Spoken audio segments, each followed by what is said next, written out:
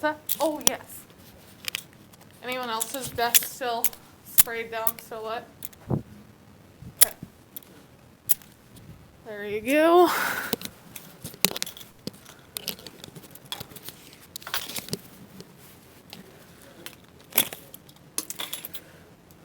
All right, guys, the goal today is finish up chapter 7. So we left off talking about how accurate the polls were in 2016. We're going to look at a couple different types of polls and then talk about what your book calls cleavages in public opinion, so just differences between different demographics, looking at how men and women tend to vote or behave politically, looking at different races, ethnicities, occupations, those sorts of things. I do have grade network feedback for you guys. Forgot it in the office. So what we're going to do is at the end of class here, with a couple minutes left, I'll have you guys stop by the office and grab your feedback before you head out for today. Okay. If you got a 3 out of 3 on your feedback, you can just make a new, like a resubmission, same essay. I see that you've made a submission and I remember to go in and grade it.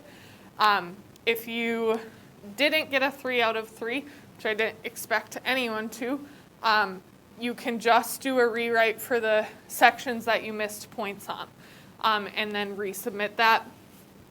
Grade it on a curve, so an 8 out of 20 for a 0 out of 3 will be like a 12 if you got 1 point, a 16 if you got 2 points, and then a 20 out of 20 if you got all 3. So that rubric is in there as well. You'll do your FRQ revisions, Chapter 7 reading quiz, and then the Chapter 8 notes and Chapter 8 reading quizzes before I see you next. So you guys have econ next week again, but those things will be due before next time I see you. Any questions on that?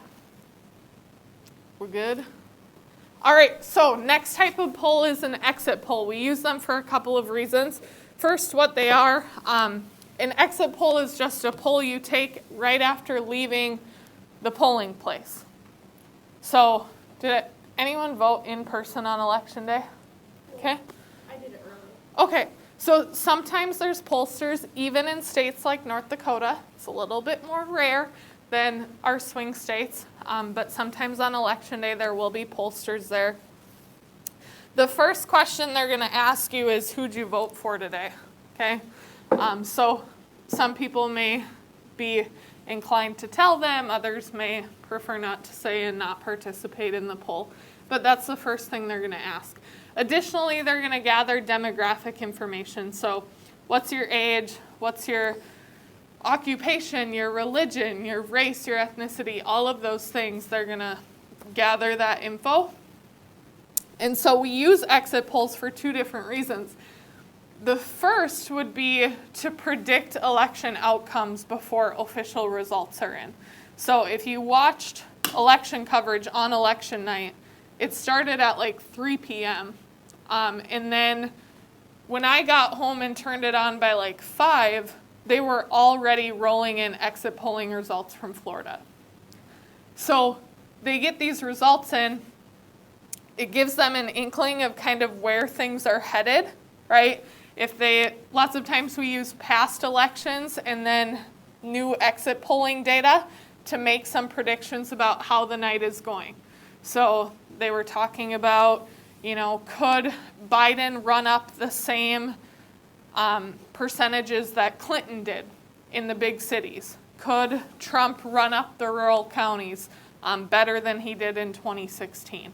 And based on all that information, they can make a prediction on how an election is going to go. Now, predictions are one thing. Official results take time, but we live in kind of a age of instant gratification, right? So we need to know sooner rather than who's going to win the presidency, right? So it's used to predict outcomes. The other thing we use it for is so when they're gathering that demographic information, they'll break it down and we can see age. When you're reading an exit poll, there's a couple things to look at. So first over here, we have just the percent of people that were polled age group. So everyone that was polled, 11% of them 18 and 24.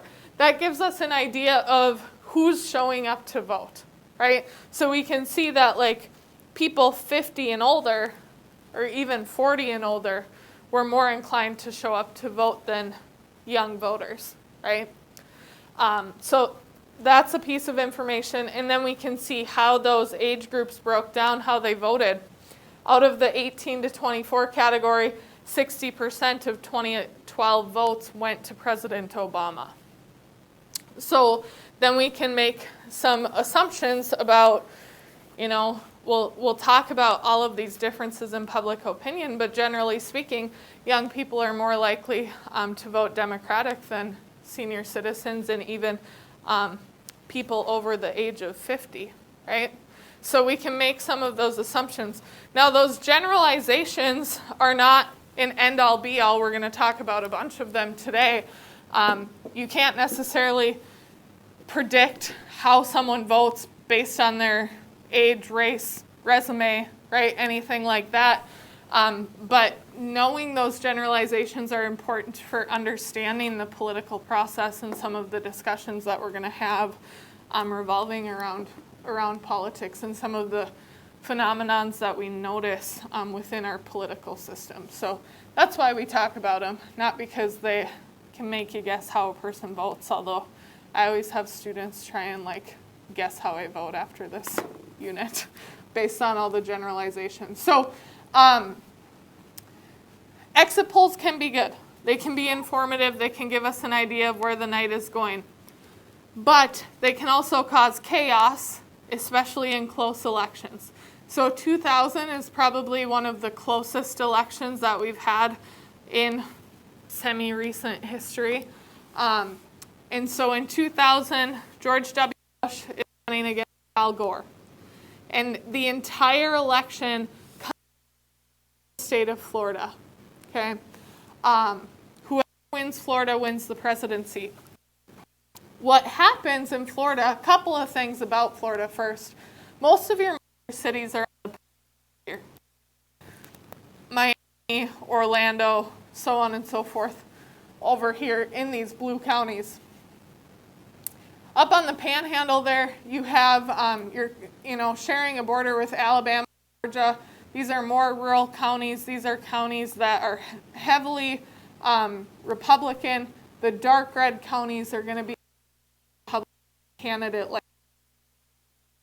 So huge margins in some of those rural counties for the Republican candidate. The other thing is you have two different time zones here. So Florida, the Florida that was Democratic, closes at 7 p.m. Eastern time. Red Florida doesn't close until an hour later. So this can make calling Florida kind of a complicated process, on top of the fact that 52% of the vote is a landslide in a Florida election. Florida is the swingiest of swing states, right? People win Florida with 50.4% of the vote, right? Nothing too crazy. So what happened in 2000 is news companies were using exit polling information and historical data, and they're looking at some of this exit polling information as it starts to roll in. Within an hour of polls closing, CBS is ready to call Florida for Gore. And they're not the only network that does this. The exit polling information is heavily favoring Gore.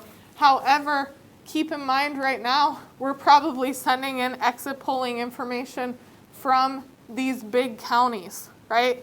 Miami-Dade County, right up around Orlando. We're sending in polling information from there. So it's going to lean towards Gore, the Democratic candidate. 2 hours later, red Florida starts rolling in. Official results at this point. These red counties, they don't take that long to count. They're not that populated, right? So they don't take that long to count. Their results start coming in fairly quickly. And now CBS is like, this might be closer than we anticipated, right? So they retract the call. 2 a.m, we're getting in like final results from a lot of these rural counties. George Bush has ran up huge margins in some of these counties. It's looking pretty good for him. CBS calls Florida for him. Now we start these blue counties here. They take the longest populated. So by the time their results start once you're counting, you can't stop counting. Okay? So these people work the middle counting ballots, they start rolling in, and we're like, now this doesn't look that right. And so this whole comes down to the state of, they do a ton of early hundreds of votes in a state the size of Florida with millions of voters. So they do recounts, and finally this goes to the Supreme Court in a case called Bush versus Gore, and the Supreme Court said we got to stop the recounts. Gore doesn't on this election until December 13th. So this is totally in flux for a month and a half, right? So some Americans felt like uneasy about how the election wasn't called for like 4 nights this year, right? Imagine this, no major media network is going to call this election until after Gore concedes on December 13th. That's a waiting game, right? All right, next we got push polls. We're going to look at the bottom of example. Chat with a neighbor quick after reading this. Why would you use a push poll?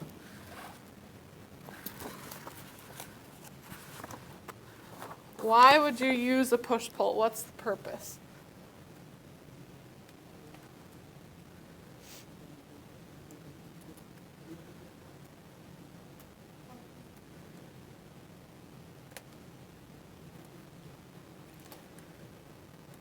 All right. Trevor, I'll pick on you. Why would you use a poll like that?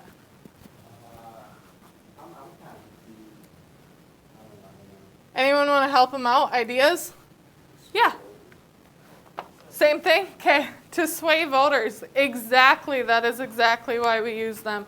So what is a push poll? It's an opinion poll that uses loaded questions, and its true objective is to sway voters. Okay. So this one asks, would you be more likely or less likely to vote for John McCain if you knew he had fathered an illegitimate black child? I'll give you the context of this, okay? So we're going back to 2000 again. And John McCain, are we familiar with him? Heard his name before? Okay. John McCain is making a run for president in the primary. So his opponent at this point, they're both trying to get the. Our first 2 primaries are in caucus, New Hampshire. We don't really care about either of those states in the general election because they don't carry a ton of votes in the Electoral College. And if you win those ones, your path to the nomination is looking pretty. So, John wins New Hampshire. And the W. Bush camp is like crap, right? New Hampshire was ours. So they got the plan, okay?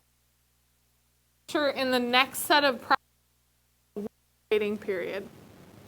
So South Carolina is the next to go in a week, and then after South Carolina, they're kind of like boom, boom, boom, right in a row. So you got to get this figured out before South Carolina, right? what happens is that Karl Rove is a Bush strategist on the Bush 2000 campaign. And he comes up with this smear tactic. We're going to send this push-pull out to likely voters in South Carolina.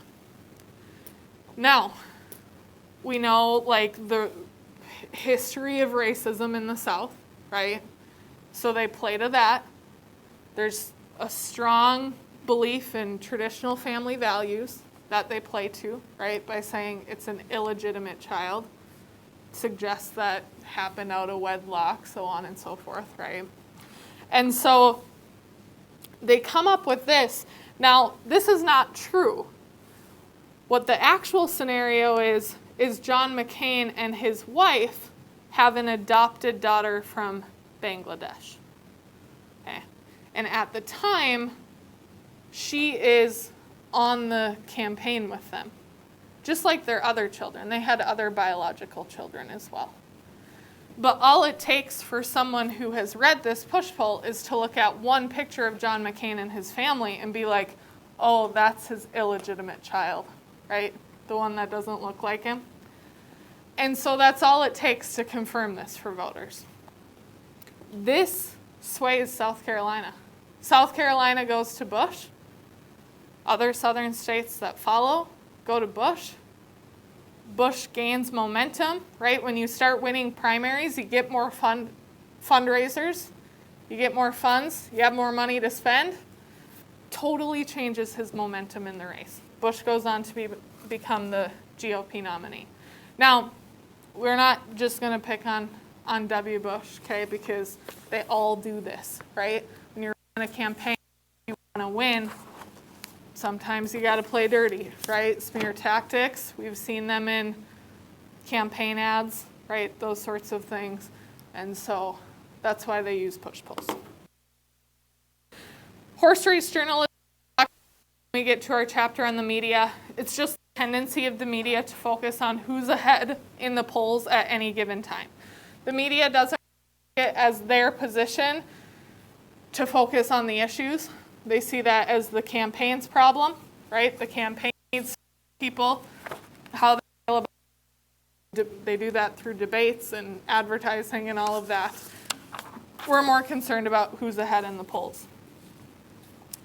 Now, we're going to take all this, how we gather public opinion, we're going to overlay that with what's called big data. And so big data is just this massive combination of technological power that contains endlessly detailed voter information. So companies are gathering information on you, right?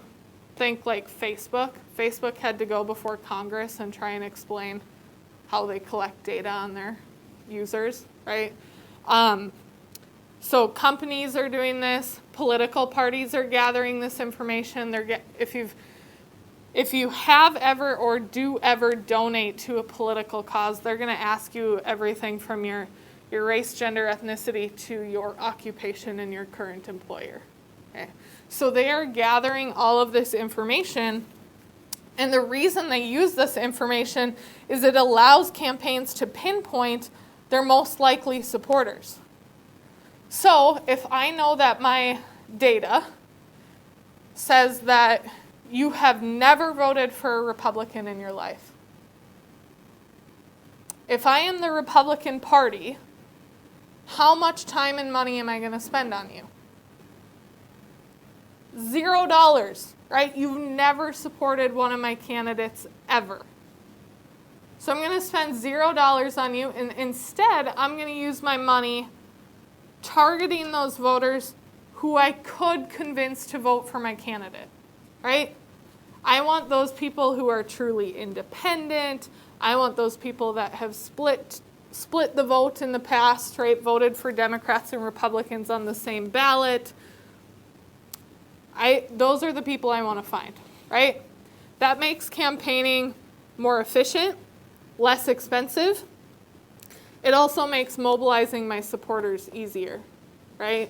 Because if I can find the people that have voted for a Republican, maybe I know that they're like set in their way, right? That's for the rest, right? Because I know they're strong supporters.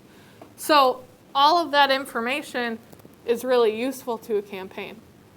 Obama first president used big data. Now it's the norm in modern politics. We're going to watch how the Obama campaign used this in 2012.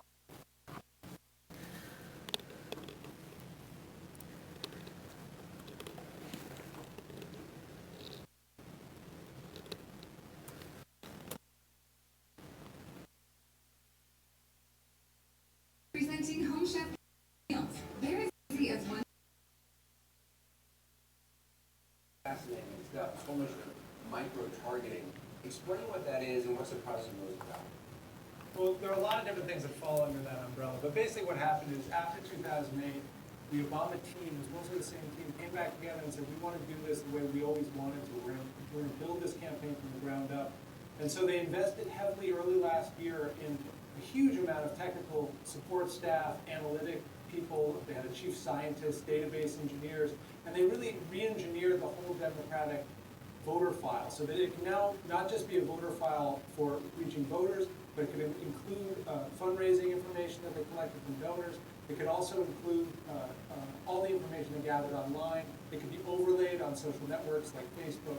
And so they created basically a holistic system where they could not just target people, but figure out the best ways to target people. And so in practice, what it meant was almost everything that was happening in the Chicago headquarters, the whole campaign was being tested over and over again, analyzed for ways to improve things. And so even the smallest decisions, like who to host a fundraiser, or what to put in an email, or how to design a web page, was actually tested against data they had collected. Right, and you mentioned like George Clooney, you could win a dinner with him and President Obama, and also with Sarah Jessica Parker in New York. That was tested out before those people were picked, correct? So what happened was they did the Clooney fundraiser. Obviously, he was going to be a big draw, the biggest Hollywood star there is. It was enormously successful for them, but they found when they were looking at the data of who was giving money to basically enter the drawing to appear at that dinner with George Clooney, that most of the demographic that was giving the most money were women between the ages of 40 and 49, and it was on the West Coast.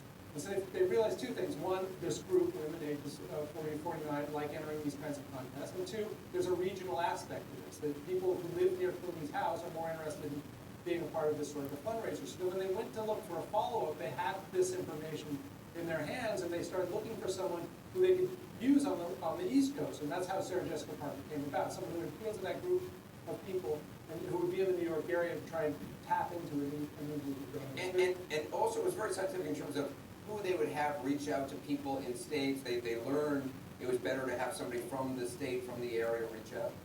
Yeah, that's right. And one of the big insights, actually from 2008, the best way to get some people to do things is to have someone from their neighborhood, even better, someone they actually know, tell them to do it. And they actually use this not just in their field organizing, but at the end of the campaign, they had thousands of people that signed up for a Facebook app for the campaign. When you signed up for the app, you basically gave the campaign all the information about who your Facebook friends were. They overlaid that data with their own databases, and they were then able to ask you to target the people they wanted to get at. So if you were part of this Facebook app, you were getting messages in the final days saying, message your friends, Joe Schmo in Colorado or in Texas. And when you did that, they knew, because they tested this as well, that the likelihood that your friend Joe would act on your recommendation, go vote, go register, early voting's open, whatever it was far higher than if the campaign just sent them an email. Wow, did it change the game for future campaigns?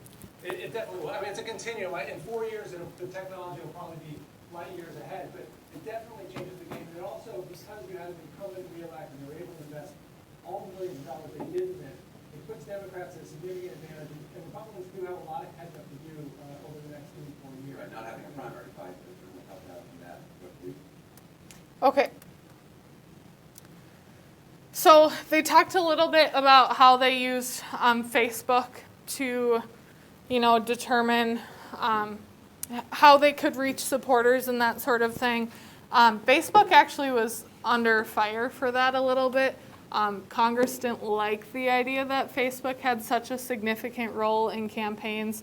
especially after like 2016. And so what Facebook allows you to do now is you can actually go into your settings and your ad preferences, and Facebook will like tell you, hey, we think you're a conservative, or we think you're a moderate, or we think you're a liberal. And now you have control over those ad preferences, and you can change them or you can delete them. But Facebook has that information just based on how do you interact with different political posts, right? They can make some guesses about that. Facebook also knows what sort of things you're looking at purchasing, right? You'll notice Facebook, Twitter, Instagram ads are all kind of tied to Google searches, right? So if you looked up something, or even if you said something in front of your phone, like randomly, you have ads for it everywhere, right? So companies are gathering this information as well, overlaying it with campaigns, or campaigns are able to use that data if they're using their platform. And Facebook has made some changes in that regard. But we have, when I'm talking endlessly detailed, like voter files could tell you like, hey, this is the type of car they drive. And we can make assumptions based on that sort of information about how people tend to vote. It's kind of crazy, right? This example, this was a news story a few years ago.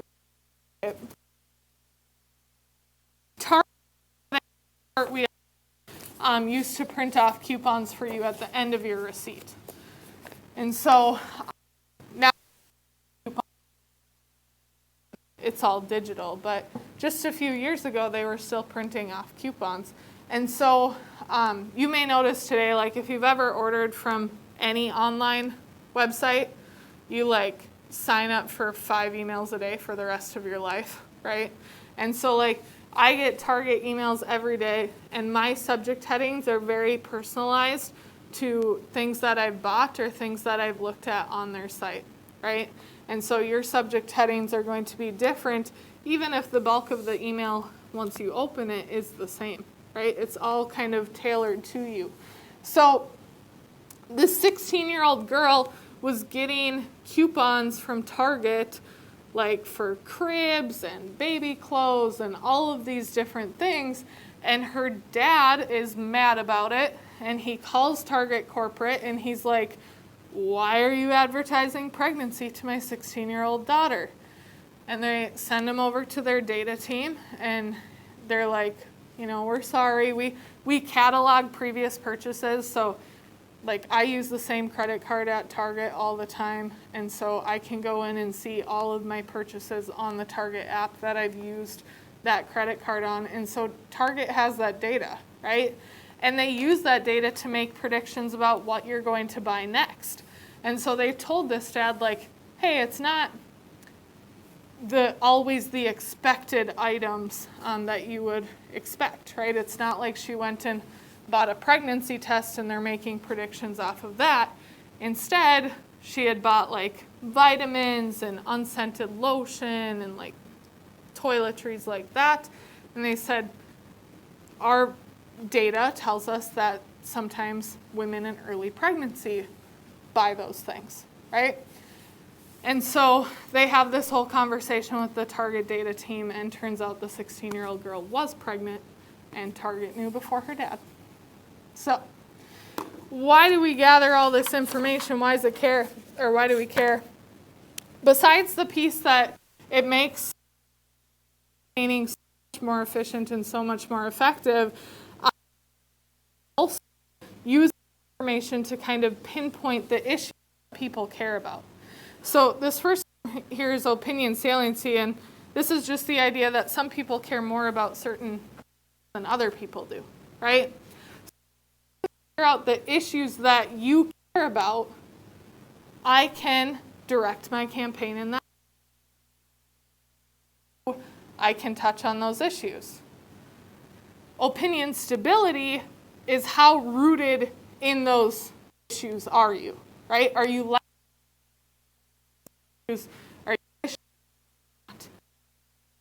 that we care most about? We're unwavering in our belief on those issues, right?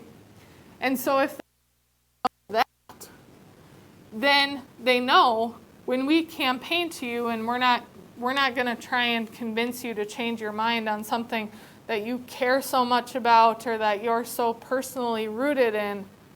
We're going to talk to you about the issues maybe you would be flexible on, right? That would get you to vote for our candidate. So they're gathering this data, right? Now, opinion policy congruency is just the level of correspondence between government action and majority opinion.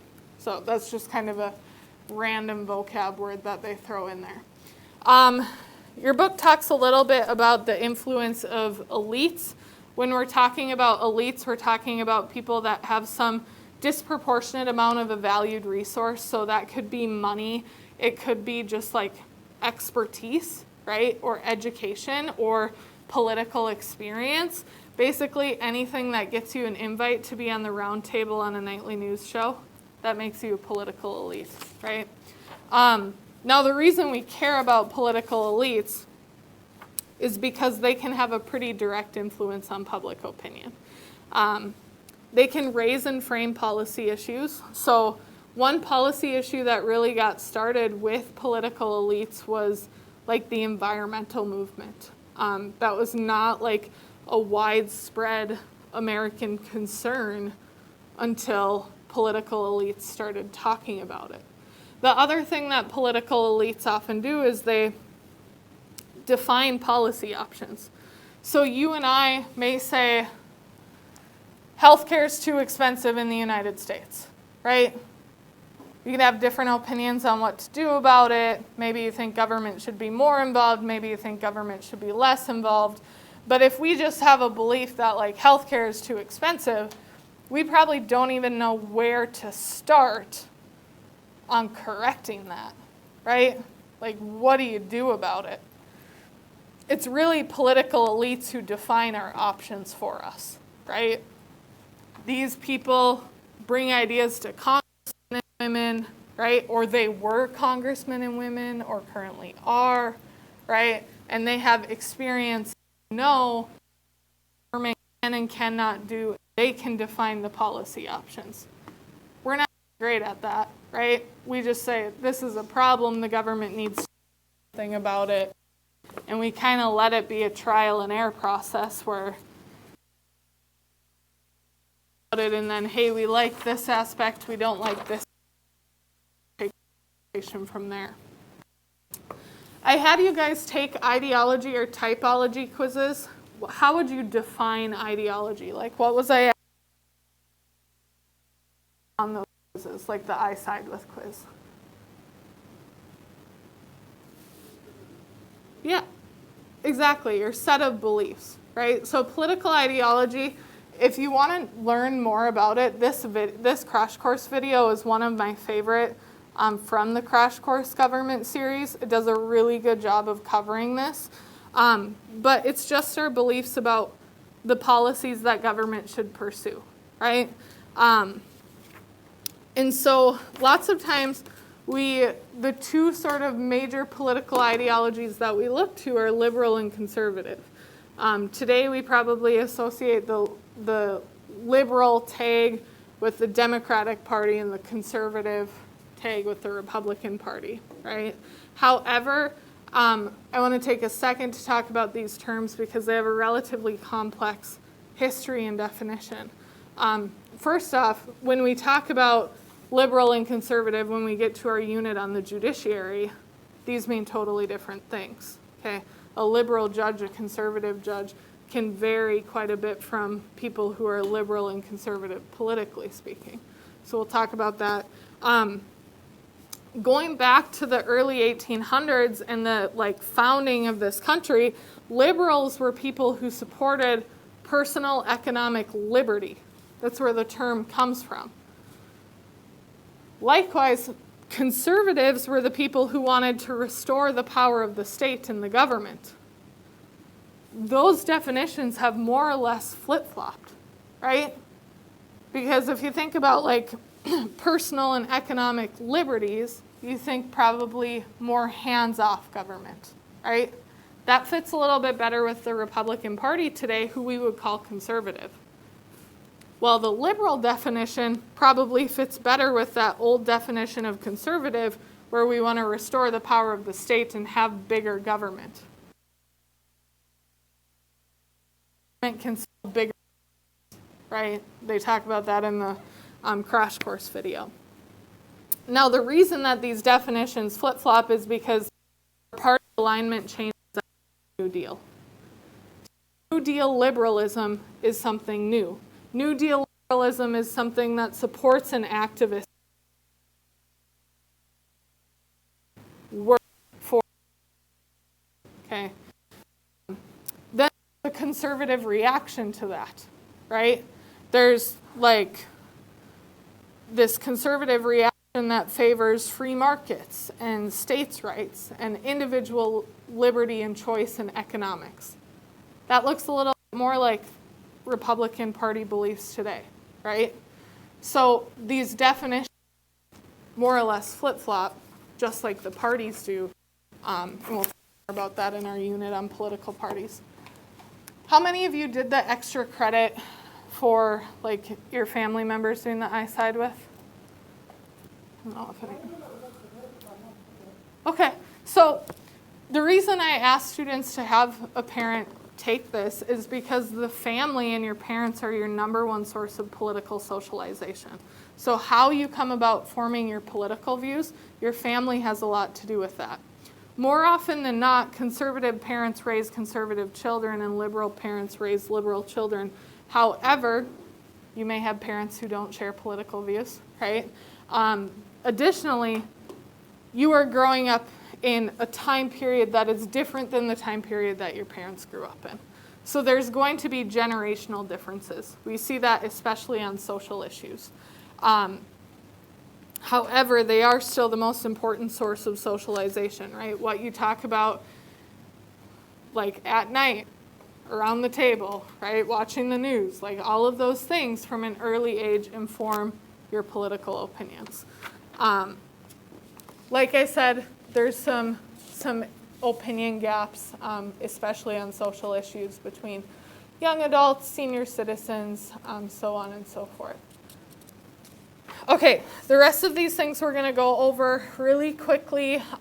You guys on your note guide have like a table at the very end that has like different, I think it's labeled cleavages in public opinion.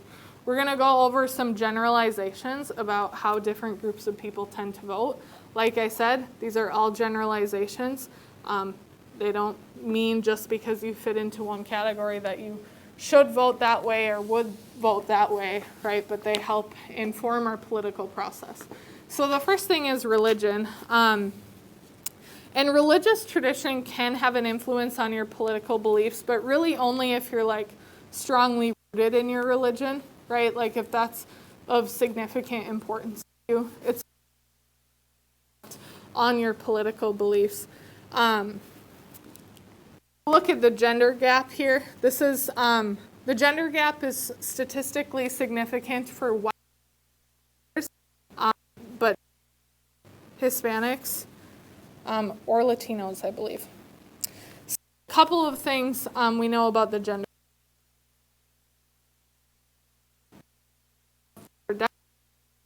That held true in 2020 as well. Men have become increasingly Republican in response to the New Deal. So since like the 1950s, 1960s, in there, men have become increasingly Republican while women have continued to. A lot of this reflects attitudinal differences between men and women on issues like gun control, military policy, the size of government, social programs, marriage rights, all of those things. Generally speaking, men are in favor of more spending on the military, less restrictions on gun ownership, while women tended to prioritize social welfare as like their number one issue in these public opinion polls. And like I said, the gender gap is really only statistically significant for white and black voters.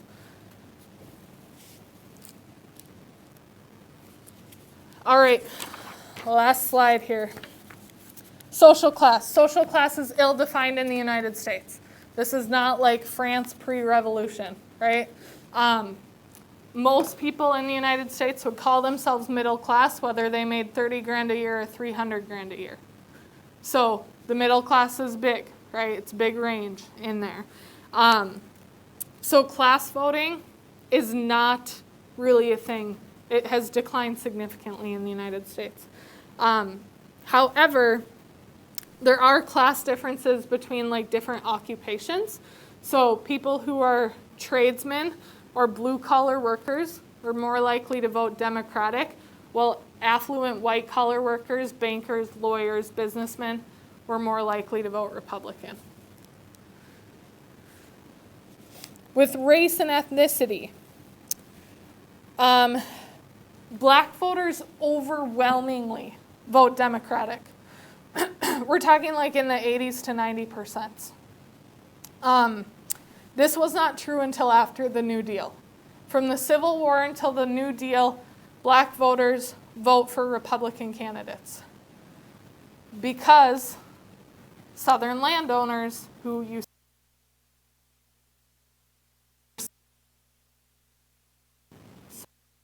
I would vote for a Democrat, right? They didn't. At the end of the Civil War, Democrats do not have the interest of newly freed slaves at the top of their priority list, right? So they vote Republican up until the New Deal. New Deal have that party realignment. New Deal programs significantly help black voters, turns them Democratic. They vote at some of the highest rates in terms of like the that goes to one party, right? Differences still do exist for black voters, so we'll see differences on social issues between young voters and senior citizens who are black, just like we see those generational differences for voters who are white. In regards to Latinos, Latinos tend to identify as Democrats more often, though not as strongly as black voters. They're closer to, I think, like 60% for the Democratic candidate rather than 90%. Asian voters were more likely to identify with the Republican Party, even more so than white voters.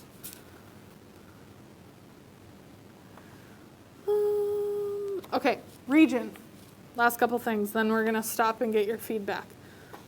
Region, white Southerners tend to be more conservative, especially on social issues. Also issues including like legalizing marijuana or rights of the accused. In regards to economic issues, they're not that different than the rest of the country.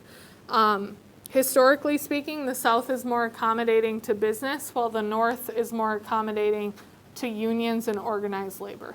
And that's largely because of the history of unions in the North.